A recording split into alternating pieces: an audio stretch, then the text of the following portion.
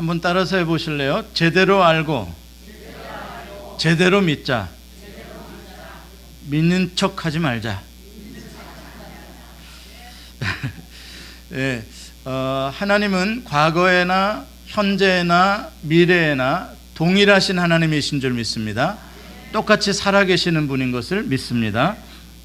여러분, 이렇게 하나님의 그러한 과거, 현재, 미래에 따라서 믿음에도 3단계가 있습니다.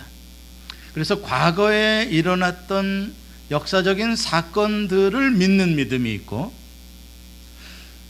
그 놀라운 일들이 지금도 나의 삶 가운데서 일어날 것을 믿는 믿음이 있고, 또 미래에도 하나님의 그 모든 역사와 하나님의 계획이 완성되어질 것을 믿는 믿음이 있습니다.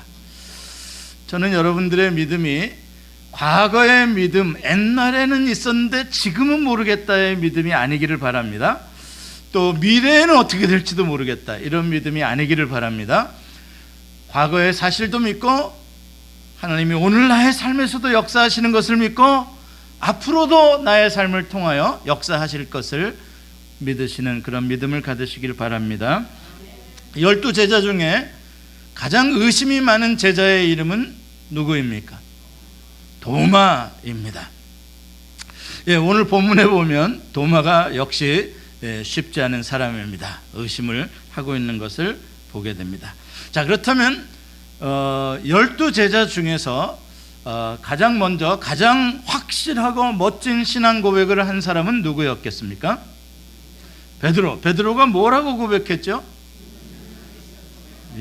우리가 다른 성경 구절은 잘 못 외워도 그거만큼은 우리가 잘 외웁니다. 주는 그리스도시요 살아계신 하나님의 아들이십니다.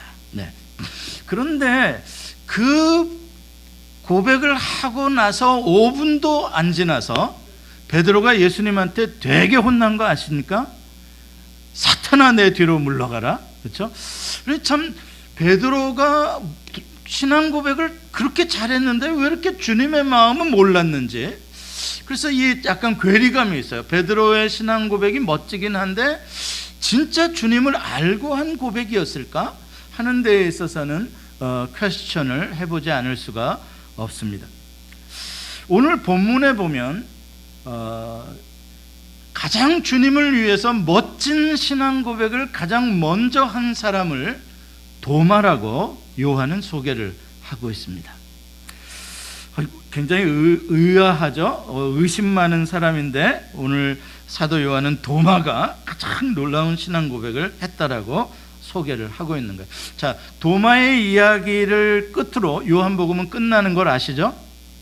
요한복음 20장 이게 끝입니다. 도마의 이야기 끝나고 30절과 31절에는 뭐라고 그랬어요? 이 책을 기록한 목적을 마지막에 이야기를 해주고 있죠. 예수께서 제자들 앞에서 이 책에 기록되지 아니한 다른 표적도 많이 행하였으나 오직 이것을 기록함은 너희로 예수께서 하나님의 아들 그리스도이심을 믿게 하려 하며 또 너희로 믿고 그 이름을 힘입어 생명을 얻게 하려 함이니라 하고 요한복음이 끝나는 겁니다. 다시 말해서 이 도마의 나의 주님이시오 나의 하나님이시다라는 이 고백이 사도 요한이 요한복음을 기록할 때 맨 마지막 그 정점 클라이맥스를 찍는, 그래서 모든 복음서를 기록한 목적이 성취되는 그러한 위대한 고백으로 소개를 하는 것이죠. 그럼 질문하고 싶은 분들에게 목사님 성경은 20장이요? 내 거는 21장이 있는데 이런 걸 21장에 나온 스토리를 가지고 이제 에필로그라고 하는 것입니다. 원래는 20장에서 끝나고 이제 21장은 또 다른 하나의 부연해서 하나의 스토리가 나오는 거죠. 자, 오늘 도마의 이야기를 가만히 보면 아주 역설적인, 아주 아이러니하고 패러독시컬한 진리가 담겨 있어요. 왜냐하면 가장 의심이 많았던 제자가 가장 위대한 신앙 고백을 한 사람으로 지금 요한이 설명을 하고 있거든요. 어떻게 된 일이냐? 가장 의심이 많았던 제자가 어떻게 이렇게 고백을 하는 사람으로 바뀔 수가 있었느냐, 변할 수가 있었느냐, 이게 바로 사도 요한이 말해주고 싶은 메인 메시지인 것입니다. 도마라는 사람은 마태마가 누가복음에는 이름밖에 나오지 않습니다. 도마가 무슨 말을 했는지 아예 적지를 않아요. 오직 이 요한복음에만 도마가 무슨 말을 했는지가 기록되어져 있습니다. 다시 말해서 마태마가 누가복음은 먼저 쓰여진 복음이고 요한복음이 맨 마지막에 쓰여졌다라고 봤을 때 사도 요한은 12제자 중에 도마라는 사람에 대해서 재평가를 하고 싶은 그러한 생각을 가지고 있었다, 이렇게 봐지는 것이죠. 그렇다면 사도 요한이 도마를 어떤 사람으로 소개하고 있는가, 우리가 성경을 통해서 한번 공부해 볼 필요가 있습니다. 도마는 원래 쌍둥이라는 그런 뜻을 가진 이름입니다. 디두모라는 아람어가 이제 라틴어, 로마어로 바뀌게 되면서 이제 토마스로 되는 건데, 이 사람은 갈릴리 어부였습니다. 베드로처럼. 그러다가 예수님의 제자가 되었죠. 요한복음 11장에 보면은 이 도마가 한 말이 제일 먼저 소개가 되는 이야기가 나옵니다. 요한복음 11장은 나사로, 죽은 나사로가 살아나는 그러한 이야기가 있죠. 그래서 나사로가 심각한 병에 걸렸을 때 그 누이들이 예수님을 빨리 와달라고 예수님께 전가를 보냈고, 예수님은 그 소식을 듣고 이틀을 더 유하시다가 이제 제자들에게 이제 우리가 나사로를 우리가 베다니로 가자, 유대로 가자, 이렇게 이야기를 하십니다. 나사로를 깨우러 가자. 그랬더니 제자들이 반대를 합니다. 주님 가시면 안 됩니다. 얼마 전에도 유대에 갔더니 거기 있는 유대인들이 돌로 치려고 하지 않았습니까? 정말 위험합니다. 거기를 왜 갑니까? 가셨다가 잘못하면 죽을 수도 있습니다. 가지 마십시다, 이야기를 합니다. 그때 도마가 뭐라 그러냐면은 그 순간에 우리도 주와 함께 죽으러 가자, 딱 이야기를 한 거예요. 따라서 해보세요. 우리도 주와 함께 죽으러 가자. 의리가 있어요. 의협심이 있어요. 담대해요. 충성심이 있어요. 야, 주님이 가신다는데 뭐 그거 겁내면서 뭐 이렇게 못 가게 할 게 뭐 있냐? 가서 죽으면 우리도 같이 죽는 거지 뭐. 가자. 이렇게 도마가 이야기한 거예요. 씩씩하죠? 예. 그 다음에 두 번째 도마를 소개하고 있는 이야기는 예수님께서 마지막 유월절 만찬을 하시는 자리에서 이제 아주 분위기가 딱 아주 그냥 깔아앉았습니다. 왜냐하면 이제 이별을 하는, 예수님과 이별을 해야 하는 갑작스럽게 찾아온 그런 이별이기 때문에 마음이 착잡하는 거죠. 그래서 예수님께서 이제 제자들에게 이런 말씀을 하십니다. 내가 너희를 위하여 거처를 예비하러 가노니 가서 너희를 위하여 거처를 예비하면 내가 다시 와서 너희를 내게로 영접하여 나 있는 곳에 너희도 있게 하리라.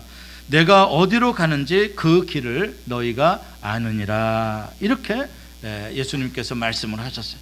그러니까 그 말씀을 듣고 제자들은 비통하게, 아주 숙연하게 그냥 아무 말도 못하고 가만히 이러고 있었어요. 근데 그 순간에 툭 하고 튀어나온 친구가 하나가 있었는데 그가 바로 도마예요. 뭐라고 그 순간에 했냐면, 주여, 주께서 어디로 가시는지 우리가 알지 못하거늘 그 길을 어찌 알겠습니까? 딱 이야기를 하는 거예요. 분위기 확 깨졌죠. 아주 지금 심각하게 말이야, 숙연하게 말이야, 이렇게 하고 있는데 도마가 나와서 주님이 어디로 가는지 그 길도 모르고 우리는 아무것도 모르는데 왜 우리 보고 아신다 그럽니까? 이렇게 따지듯이 이야기를 하는 거예요. 자, 그랬더니 그 도마의 질문을 듣고 예수님께서 바로 답변을 해주신 말씀이 우리가 잘 아는 위대한 예수님의 계시의 말씀이에요. 다 같이 한번 읽어볼까요? 시작. 내가 곧 길이요 진리요 생명이니 나로 말미암지 않고는 아버지께로 올 자가 없느니라.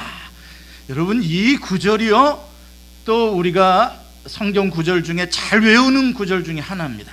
그리고 이 구절이 성경의 66권 중에 정말 하나님이 자기 자신을 계시해 주신 말씀으로서 가장 확실하게 강력하게 계시해 주신 말씀이 내가 곧 길이요 진리요 생명이 나로 말미암지 않고는 아버지께로 올 자가 없느니라. 이 놀라운 계시의 말씀을 누구 덕택에 들은 거예요? 도마 덕택에. 주님이 어디로 가시는지 모르는데 어떻게 그 길도 압니까? 라고 도마가 질문을 해 준 덕에 우리가 예수님의 이 놀라운 말씀을 들을 수가 있었던 것이죠. 그래서 사도 요한은 야, 도마 덕분이다. 다른 제자들은 알지도 못하면서 그냥 아는 척하고 몰랐잖아요. 다른 제자들도 예수님 어디로 가는지. 근데 입 딱 다물고 점잖게 이렇게 있었는데 도마가 나서서 이야기를 해준 바람에 이렇게 알 수가 있게 됐어요. 자, 그리고 도마에 대한 세 번째 이야기의 소개가 바로 오늘 읽은 본문 요한복음 20장에 나온 말씀입니다. 여러분들이 잘 아시는 이야기죠. 예수님께서 부활하신 저녁에 제자들이 있는 그 집안에 나타나셔서 평강을 주시고 또 제자들에게 사명도 주시고 나가서 아버지께서 나를 보내신 것 같이 나도 너희를 보내노라 그러면서 숨을 내쉬며 성령까지 세 가지의 선물을 주셨다고 말씀드렸어요. 평강과 사명과 성령님을 주셨어요. 그래서 제자들이 예수님을 만났어요. 근데 거기에 마침 도마만 없었어요.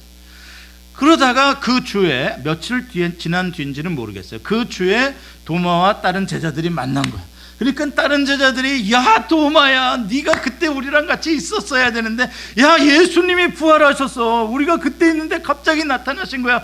우리가 예수님의 그 손의 못자국도 다 봤어. 장자국 진짜 예수님의 육체가 살아나셔서 이야기를 하는 거예요. 이때 제자들이 말을 할 때 얼마나 흥분했겠어요?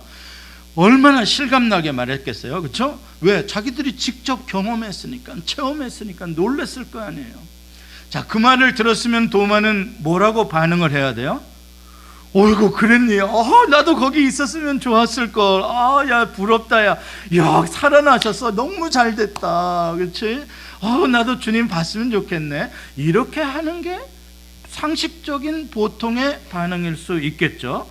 그런데 제자들이 그렇게 흥분해서 지금 기뻐서 도마에게 막 예수님 만난 이야기를 해주고 있는데 이 도마의 반응을 좀 보세요. 썰렁하게 내가 그 손에 못자국을 보고 그 손에 내 손가락을 넣어보고 그것 갖고도 안 돼. 내 손을 예수님의 옆구리에 넣어보지 않고는 나는 믿지 않겠다.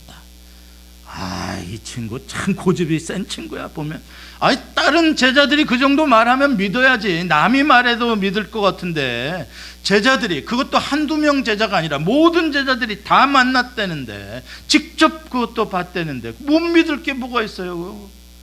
여러분 우리 성도님들이 오늘 예수님 다 만난 다음에 내일 어떤 성도, 오늘 결석한 성도, 우리 진짜 지난주에 예배드리다 예수님 만났다? 그러면은 당연히 믿을 수 있을 거 아니에요. 아니다, 우리 성도들은 도마가 맞네 보니까. 예. 근데 왜 그렇게 굳이 그냥 믿을 수도 있는 건데, 그 정도면 우리도 지금 믿잖아요. 예수님 손가락 뭐 안 넣어보고, 옆구리 안 넣어보고도 우리도 부활 믿죠. 아멘. 믿죠. 근데 뭐 도마는 그렇게 실감나게 예수님을 직접 만난 사람들이 이야기를 하는데 뭐 그렇게까지 못 믿을 게 뭐가 있냐고요. 근데 왜 자기가 직접 해봐야 되겠다고 말을 했을까? 물론 도마 자체가 그 성격이 의심이 원래 많고 뭔가 확실하게 자기가 질문을 던지고 거기에 대한 답을 얻기를 원하는 성격일 수도 있어요. 그러나 도마는 정말 현실적인 사람이라는 것을 우리가 알 수가 있습니다. 정말 이성적인 사람이고 정말 과학적인 사람이라는 것을 알 수가 있어요.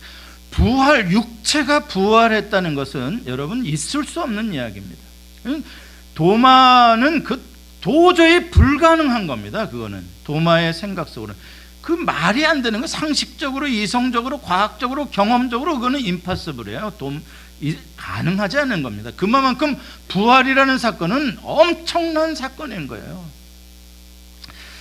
자, 그래서 도마가 의심을 하고 있는 가운데 오늘 본문 26절에 보면 이제 8일이 지난 후에, 그러니까 다음 주 예수님을 만났던 제자들이 만났던 그 다음 주 일요일이죠. 그 제자들이 또 그 집안에 있었는데 예수님이 그 자리에 다시 오셨다라고 오늘 본문은 말씀하고 있어요. 그런데 이번에는 마침 도마도 그들과 함께 있었다. 참 잘 됐죠. 그래서 예수님께서 오셔가지고 또 너희에게 평강이 있을지어다 평강을 주시면서 곧바로 27절에 보면은 바로 도마에게 예수님이 말씀을 거십니다. 뭐라고 말씀을 하세요? 네 손가락을 이리 내밀어서 내 손을 보고 또 네 손을 내밀어서 내 옆구리에 넣어보라. 그리하여 믿음 없는 자가 되지 말고 믿는 자가 되라. 주님이 말씀하세요. 자, 예수님이 갑자기 그 집에 또 확 나타났을 때 도마는 못 믿겠다고 했었잖아요. 근데 그걸 도마가 직접 보았을 때, 예수님을 직접 보았을 때 얼마나 놀랬겠어요. 도마가 놀랬는데 예수님이 자기한테 손을 내밀면서 야 도마야, 네 손가락을 여기 대봐라. 그리고 네 손을 내 옆구리에 대봐라. 이거 누가 했던 소리예요? 내가 했던 말을 예수님이 그대로 똑같이 하시네. 우와, 귀신처럼 하시네. 내가 했던 말을. 사랑하는 성도 여러분, 우리 주님은 내가 한 말을 들으시는 주님이십니다. 우리 주님은요, 내 귀에 들린 대로 행하시겠다고 말씀하신 분이에요. 우리 주님은 뒤끝이 있으신 확실하신 분이십니다. 그 소리를 들으니까 도마가 얼마나 정말 부끄럽고 그렇죠? 정말 놀라고 고맙고 참 몸둘 바를 몰랐을 것입니다. 그렇습니다. 우리 주님께서 이 두 번째 제자들을 방문하셨던 것은 정말 그 처음에 그 자리에 없어서 믿지 못하고 있는 이 도마를 위해서, 특별히 도마를 위해서, 도마에게 부활의 믿음을 갖게 해주시기 위해서 찾아오셨던 것을 우리가 알 수 있습니다. 직접 만져봐라. 직접 네가 다 점검하고 examine 조사해봐라. 그리고 믿음 없는 자가 되지 말고 꼭 믿는 자가 되라. 이 부활이라는 사건은 너무나 중요한 사건이다. 그래서 이것은 의심을 하고 또 질문을 던져서라도 반드시 믿어야지 나는 그냥 믿지 않겠다 이렇게 덮어두면 안 된다라는 것입니다. 우리 주님께서는 눈높이로 맞춰서 가르쳐 주시는 것입니다. 여러분, 그런데 우리가 도마를 의심하는 사람이다라고 이렇게 렛대루를 붙이는데, 그런데 다른 제자들은 예수님을 잘 믿었습니까? 제가 보건대는 다 똑같던데. 막달라 마리아가 예수를, 부활하신 예수를 만났다 그랬을 때 다른 제자들이 믿었습니까? 안 믿었습니까? 안 믿었어요. 허탄한 소리를 한다, 넌센스다, 안 믿었어요. 다른 제자들도요, 안 믿었습니다. 자, 근데 오늘 본문에 보면 더 흥미로운 것이 있어요. 자, 이 나머지 제자들은 일주일 전에 부활하신 예수님을 직접 만난 사람들입니다. 그런데 여전히 부활하신 주님을 만나고 나서 일주일밖에 지나지 않았는데 여전히 불안한 모습을 그대로 가지고 있습니다. 일주일 전 예수님의 부활을 몰랐을 때나 예수님의 부활을 직접 경험하고 난 지금에나 달라진 게 없어요. 여전히 불안해. 자, 26절에 보면은 제자들이 어디에 있었습니까? 세상에 나가 있었습니까? 아니면 일주일 전에 모여있던 집안에 다시 모여 있습니까? 예, 거기 보면 26절에 분명히 다시 집안에 있을 때라고 말하고 있습니다. 다시 집안에 있어. 예수님은 내가 너희를 보내노라 라고 말하고 있는데 이 제자들은 다시 집안에 있습니다. 일주일 전의 모습과 동일합니다. 이것만 가지고는 그렇게 설명할 수는 없죠. 뭐 다시 모여 있을 수도 있지 않습니까? 뭐 회의하려고 그럴 수도 있고 그럴 수 있지 않습니까? 이렇게 말할 수 있겠죠. 그런데 그 다음 구절을 이렇게 읽어보면 그 뭐라고 되어 있냐면 도마도 함께 있고 그 다음에 뭐라 그랬어요? 문들이 닫혀 있는데 라고 말하고 있어요. 이거는 문들이 닫혀 있는데 이거는 그냥 넘어갈 수 없는 구절이에요. 이거는 지난번 일주일 전에도 문들이 닫혀 있는데 똑같은 구절이 있었어요. 이건 그냥 닫은 게 아니라 락크드 됐다 그랬죠. 잠겨 있었다 그랬죠. 그리고 문을 다 점검했다 그랬죠. 그런데 똑같이 일주일 후에도 그 문들을 다 잠가놓고 있었던 거예요. 달라진 게 없는 거예요. 지금 이 점에 대해서 사도 요한은 일주일 전과 이들의 모습이 동일하다는 것을 말해주고 있어요. 그래도 목사님, 그래도 뭐 그럴 수도 있지 않겠어요? 네, 좋아요. 자, 심지어 21장 이 에필로그 3절에 가보면 더 구체적인 증거가 나옵니다. 21장 3절에 가면 이런 말씀이 나와요. 시몬 베드로가 나는 물고기 잡으러 가노라 하니 그들이 우리도 함께 가겠다 하고 나가서 배에 올랐다라고 이야기를 하고 있어요. 자, 사람을 낚으러 갔습니까? 고기를 낚으러 갔습니까? 예수님은 아버지가 나를 보낸 것처럼 나도 너희를 보내노라 사람을 낚는 어부로 세상을 향해서 사명을 주고 파송을 했는데 제자들은 어디로 가고 있어요? 옛날 나 먹고 살던 직업으로 다시 돌아가고 있어요. 어떤 제자들이요? 주님의 부활을 직접 체험하고 만난 제자들이에요. 변했어요? 안 변했어요? 안 변했어요. 이게 더 심각한 문제인 거예요. 주님의 부활을 자기네들이 직접 목격했다고 기뻐해 놓고 도마에게도 부활하신 주님을 우리가 만났다라는 증언까지 해놨는데 정작 자기네들의 삶에 있어서는 변한 게 없어요. 부활의 믿음이 그들을 크게 바꾼 것이 하나도 없어요. 자, 그런데 28절에 보면 그 의심 많던 도마가 27절에 예수님이 하시는 말씀을 듣고 예수님의 그 손의 못자국과 옆구리를 보고 즉시 고백을 하는데 뭐라고 고백해요? 나의 주님이시오 나의 하나님이십니다 라고 고백을 합니다. My Lord, my God 이라고 고백을 합니다. 이게 뭐 그렇게 대단한 고백이냐? 베드로가 그리스도시여 하나님의 아들이십니다 라고 고백한 게 더 멋진 것 같은데 아니요. 이게 바로 가장 위대한 신앙 고백이라는 것을 지금 사도 요한은 말해주려고 하는 것입니다.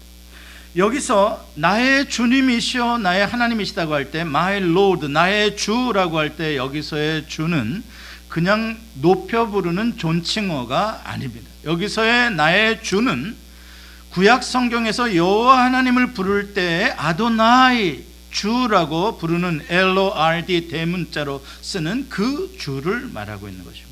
그러니까 지금 도마는 예수님을 누구로 고백을 하고 있느냐면 나의 여호와이십니다, 나의 야훼이십니다 라고 고백을 하고 있고, 지금 예수님은 다른 분이 아니라 구약의 천지를 창조하시고 이스라엘과 언약을 맺으셨던 바로 그 하나님이 바로 당신이십니다 라고 고백하는 거예요. My Lord, My Adonai 라고 고백을 하는 거예요.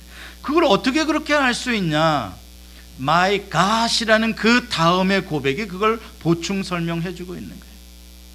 내 하나님이십니다. 바로 그 구약의 여호와, 그 하나님이 나의 하나님이십니다. 그러니까 이 My Lord, My God이라는 말을 쉽게 표현하면 예수님, 당신은 그냥 인간 랍비, 인간 선생이 아닙니다. 당신은 다윗의 후손으로 오시는 그러한 인간적인 어떤 메시아가 아니십니다. 부활하신 당신을 보니까 당신이 바로 하나님 자신이시고 당신이 바로 우리 이스라엘의 하나님이시죠. 천지를 창조하신 여호와이십니다. 그분을 My God, 나의 여호와, 나의 하나님으로 내가 모셔드립니다. 주님과의 관계 설정까지의 고백인 거예요. 위대한 고백인 거예요. 그냥 당신은 당신은 여호와여, 당신은 하나님이시다라고 말할 수도 있는데 그게 아니라 당신은 나의 여호와, 나의 하나님이라고 고백을 하는 것입니다. 이 말 속에는 도마가 분명하게 부활하신 예수님을 통해서 예수님의 본체가 어떤 분인지 분명하게 깨닫게 되었고, 예수님은 삼위일체의 한 분, 동등한 하나님이시라는 것을 알게 됐고, 이제 내가 제자와 스승으로서의 예수님과의 관계가 아니라 그 온 우주 만물을 창조하시고 역사를 주관하시는 그 한 분이신 유일하신 여호와 하나님으로서 예수님을 믿고 그분을 온전히 섬기는 그분의 종이, 백성이 되겠다라는 신앙 고백인 것이죠. 자, 이 도마의 이 신앙 고백이 바로 사도 요한이 요한복음을 통해서 꼭 모든 사람들에게 전해주고 싶었던 그리고 모든 사람들의 입에서 이 도마처럼 이 이야기를 듣고 모든 사람들의 입에서 예수님은 나의 주시오 나의 하나님이시다라는 그러한 고백이 나오기를 바랬던 게 바로 이것인 것이죠. 그래서 요한복음 1장 1절에 보면은 태초에 말씀이 계시니라, 이 말씀이 하나님과 함께 계셨으니 이 말씀이 곧 하나님이시니라. 요한이 예수님에 대해서 꼭 소개해주고 싶었던 게 바로 뭐냐면 예수님이 누구시라고요? 하나님이시다는 것을 꼭 소개해주고 싶었던 것이. 그런데 그것을 가장 먼저 깨닫고 가장 먼저 멋지게 확실하게 고백한 사람이 있었으니 그가 누구라고요? 베드로가 아니라 도마라는 사실을 요한은 말하고 있고, 그것이 고백이 되자 요한복음은 바로 끝나게 되는, 그래서 요한복음의 가장 클라이맥스가 되는 것입니다. 자, 가장 의심이 많았던 제자가 가장 확실한 정답의 신앙 고백을, 그것을 자기의 고백으로 하나님과의 관계를 외칠 수 있었던 사람으로 변했던 것입니다. 자, 이렇게 의심에서 확실한 신앙 고백으로 바뀔 수 있었던 중간에 이유가 뭡니까? 질문이에요. 질문, 퀘스천이에요. 의심이에요. 내가 직접 만져보고 내가 직접 넣어보고 그래야 나는 믿겠다라고 하는 이 도마의 탐구정신, 이 검토하는 이 연구정신, 이게 바로 확실한 믿음을 갖게 만들어준 것이죠. 도마가 변했습니다. 도마는 그냥 말로만 변한 게 아니라 실제로 이 고백을 하고 도마는 수억 마일리 떨어진 인도의 남서해안 지방까지 와서 유일하게 이 동방에서 순교하며 복음을 전하는 사도가 되었던 것이죠. 정말 도마는 위대한 믿음의 고백대로 살아간 사람이 되었습니다. 물론 예수님께서 이 도마의 고백을 들으신 다음 29절에 도마에게 대한 하나의 그러한 말씀이기도 하고, 또 도마 이후 후세에 예수를 믿는 사람들에게 주시는 그러한 예언적인 말씀이기도 하죠. 예수님께서 이렇게 말씀하셨습니다. 너는 나를 본고로 믿느냐? 보지 못하고 믿는 자들은 복되도다.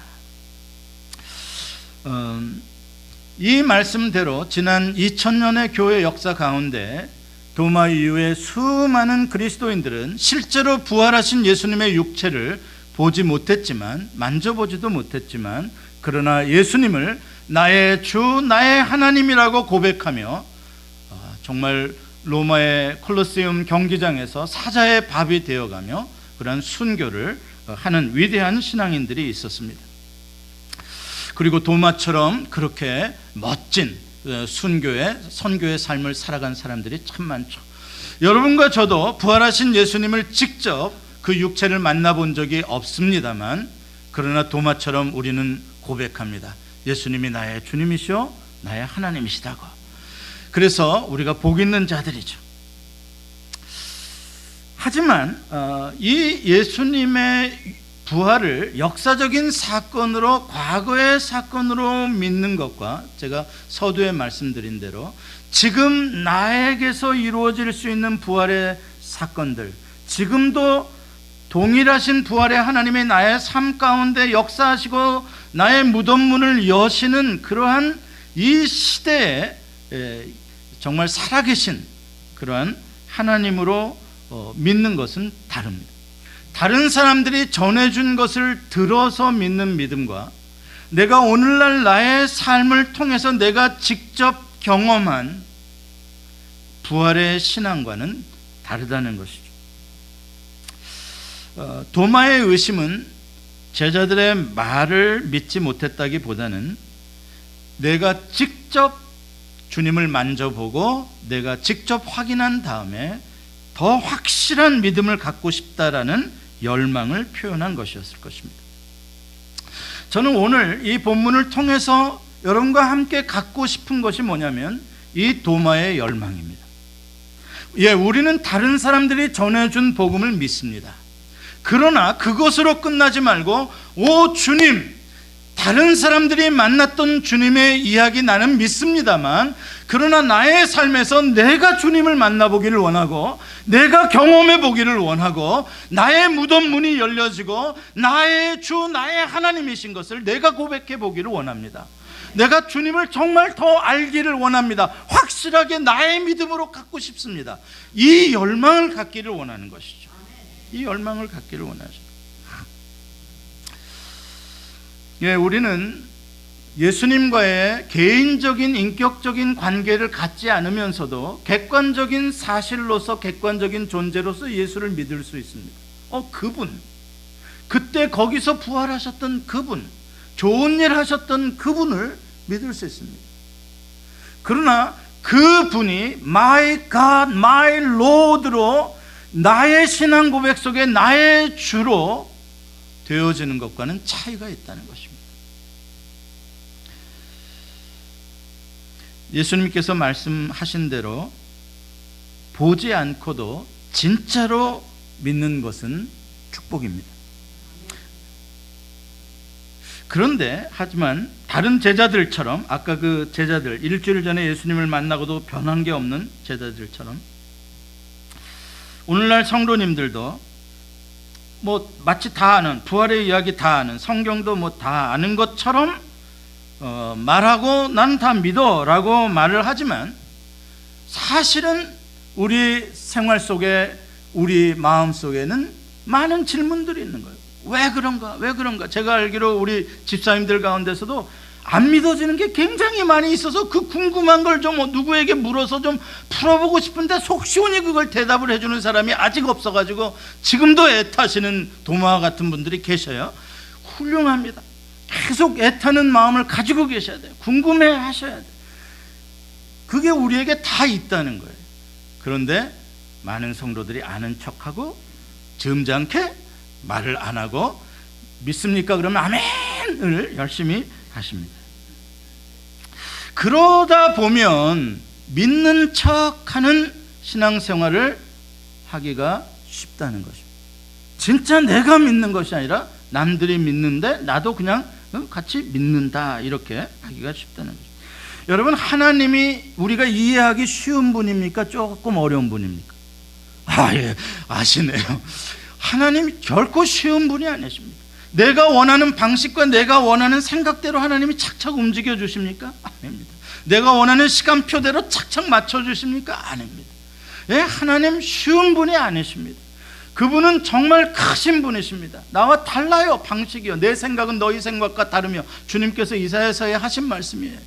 내 길은 너희 길과 달라서 하늘이 땅에서 높음같이 내 생각은 네 생각과 다르다 말씀하세요. 그 하나님을 우리가 이해해 나가고 그 하나님을 알아가는 것이 믿음인데, 질문이 생기지 않는다는 건 무관심하다는 것밖에 없습니다. 당연히 질문이 나오게 됩니다. 하나님 왜 이렇습니까? Why God? 질문이 나와야 되는 거예요. 하나님, 내가 이렇게 했는데 왜 하나님은 이렇게 안 해주시는 것입니까? 하나님, 이런 것이 있는데 하나님은 지금 왜 침묵하고 계시는 것입니까? 질문이 나와야 돼요. 세월호가, 아니면 큰 빌딩이, 월드 트레이드 센터 같은 빌딩이 무너진다, 그런 억울한 사람들이 막 죽는다. 그러면 믿음 있는 척 해석하지 말라고요. 하나님의 다 주권 아래에 있습니다. 다 하나님의 뜻 아래서 배도 빠지는 것이고 쓰나미도 일어나는 것이고 그런 것입니다. 믿으시길 바랍니다. 아멘 하지 마세요. 네. 그렇게 해석하지 말고 씨름을 하란 말이에요. 하나님 왜 이렇게 억울한 사람들이 오늘도 죽어가야 하는 것입니까? 하나님 좋은 하나님 아니십니까? 하나님 전능하신 하나님 아니십니까? 그런데 왜 이런 일들이 있는 겁니까? 이거 질문을 던져야, 그래야 하나님을 알아간다 이 말이에요. 근데 한국 교회는 질문을 하면 믿음이 없다라고 손가락질하고, 믿습니까만 자꾸 아멘하세요, 아멘하세요, 믿습니까, 아멘하세요만 자꾸 강요합니다. 질문을 던지는 게 맞는데 질문하면 자꾸 의심한다고 혼나고 말이죠. 여러분, 욥기를 읽어보세요. 욥은 어땠어요? 예, 이런 하나님, 상상도 못할 하나님을 만났어요. 어느 날 갑자기 다 자기 자식이 죽고 재산이 다 날아가고 자기 몸이 병들고 자기 아내는 떠나, 세상에 내가 하나님을 얼마나 잘 섬긴지 하나님이 아시는데 이런 일이 나에게 어떻게 일어나냐고요. 그래도 욥은 뭐 주신 이도 하나님이시오, 취하신 이도 하나님이시니. 여러분 성경을 거기만 보세요. 그 다음에 수십 장에 걸친 욥의 고민과 욥의 씨름과 하나님을 안 믿을 뻔한 아슬아슬한 순간들은 안 읽으세요? 성경이 엑세사르로 써 있어요? 아니에요. 그건 무슨 말이에요? 내가 하나님을 믿으면서도 여전히 내 안에 너무나 궁금하고 너무나 이해되지 않는 하나님의 하시는 행동들에 대해서 끊임없이 질문이 있다는 거예요. 그 질문을 다 허용하고 다른 잘 믿는다라고 하는 욥의 친구들은 그런 질문한다고 욥을 막 손가락질을, 야 네가 뭐 잘났다고 하나님한테 그렇게 따지려고 그러냐, 왜 질문하려고 그러냐, 야 하나님은 실수가 없으신 하나님이야, 네가 뭘 잘못했는지 생각해봐. 그러나 하나님 뭐라 그래요? 욥, 네가 맞고 네 친구들이 틀렸다. 질문해라. 자, 그 질문 맨 마지막 끝에 욥이 깨달은 건 뭐예요? 내가 전에는 주를 듣기만 하였었더니 내가 이제는 주를 보나이다. 여러분, 질문하고 하나님을 더 알고자 할 때 하나님을 아는 것이에요. 하나님을 알고자 하는 열망이 있는 사람에게 주님이 나타나 주시고 증거를 주시는 것이에요. 그러나 아는 척하고 질문도 하지 않고 하는 사람들은 하나님을 더 깊이 알아갈 수가 없는 것입니다. 엘리야는 로뎀나무 밑에서 주여 이제 넉넉하오니 나의 생명을 취하시옵소서 이야기를 합니다. 이거는 목숨 걸고 하나님한테 대든 겁니다. 하나님, 당신이 하시는 일을 나는 이해하지 못하겠다. 내가 이만큼 당신에게 순종하고 일을 했으면 저희 이세벨과 아합의 정부를 하나님이 다 물리쳐 주셔야지. 아직도 쟤네들이 펄펄 날지는 나는 하나님 뭐 하시는 분인지 이해 못하겠다. 난 이제 그만할란다. 이게 바로 엘리야의 좌절이었어요. 하나님 이해 못하겠다는 거예요. 그때 하나님은 엘리야에게 나타나서 미세한 음성으로 하나님의 섭리를 설명해 주셨어요. 여자가 낳은 자 중에 가장 위대하다고 예수님이 말씀했던 세례 요한, 대단한 사람 아닙니까? 정말 믿음에 으뜸 가는 사람 하면 세례 요한 아닙니까? 그런데 그가 헤롯 감옥에 갇혔을 때 자기 제자들을 예수님께 보내서 질문을 던집니다. 당신이 진짜 오실 그 메시아가 맞습니까? 아니면 우리가 또 다른 사람을 기다려야 하겠습니까? 질문이, 의심이. 사도행전 17장 1절로 12절에 베레와 교회의 성도들에 대해서 이렇게 말씀이 기록되어져 있습니다. 같이 한번 읽어볼까요? 시작.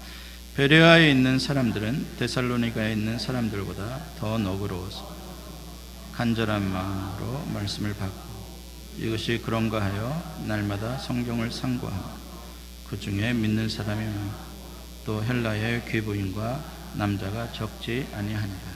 아멘.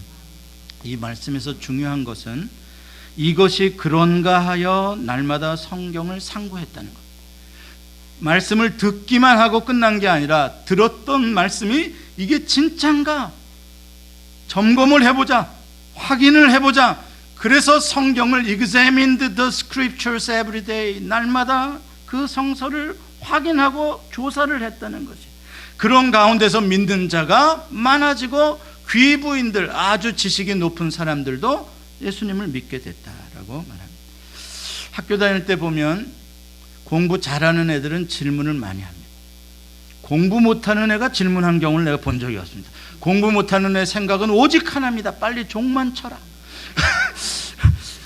그래서 선생님이 아냐 그러면 막 안다 그럽니다. 빨리 끝내달라고. 그런 학생은 발전이 없습니다. 여러분, 아이들 중에 질문이 많은 애 걔가 크게 될랍니다. 그리고 얘들에게 질문하는 법을 자꾸 가르치고 격려해 줘야 됩니다. 그거 훌륭하네. 그런데 우리는 옛날부터 질문하면 건방지다 그러고 하도 구박을 많이 들어가지고 그냥 막 쥐받고 그래가지고 그냥 우리는 그냥 몰라도 그냥 아는 척하고, 군대에서도 그래요. 몰라도 그냥 대충 중간만 넘쓰는 데 가서 서 있으면 대충 되는 거예요. 뭐 알고 쓰는 게 아니에요. 너무 우리는 쉽게 대충 듣고 대충 알고 대충 믿고 대충 사는데 익숙해져 있습니다. 여러분, 그런 자세로 하나님을 알려고 들면 어떻게 알게 되겠어요? 대충으로 가게 되는 거예요. 대충 살고 대충 알고 대충 믿고, 하나님도 대충 알고 대충 믿고, 이렇게 되는 거예요. 더 알기 위해서는 질문을 던져야 합니다. 질문을 던질 때 성령님이 깨닫게 해주시고 하나님의 말씀이 우리로 하여금 알게 해주시며 우리가 하나님을 알아가는 게 점점 커지는 것이고, 그만큼 내가 만난 하나님, 내가 확인한 하나님, 그 하나님을 증거할 수 있는 능력이 생기는 것입니다. 그래서 여러분과 저도 남들이 고백하는 거 흉내내서 믿는 척하면서 그리스도시여 살아계신 아들 앵무새처럼 말하지 말고, 정말 내가 만나고 내가 확인한 나의 주, 나의 하나님으로 고백하는 역사가 있으시기를 축복합니다. 같이 기도하겠습니다. 주님, 감사합니다. 오늘 도마의 이야기를 통해서 우리들의 마음속에 의심과 많은 질문들을 주님이 받아주시고 또 우리에게 가르쳐 주시기를 기뻐하시는 것을 알게 해주시니 감사합니다. 우리가 믿는 척하지 말며 주님을 더 바르게, 더 확실하게 고백하며 알아가는 그러한 신앙을 갖도록 도와주시옵소서. 예수님의 이름으로 기도합니다. 아멘.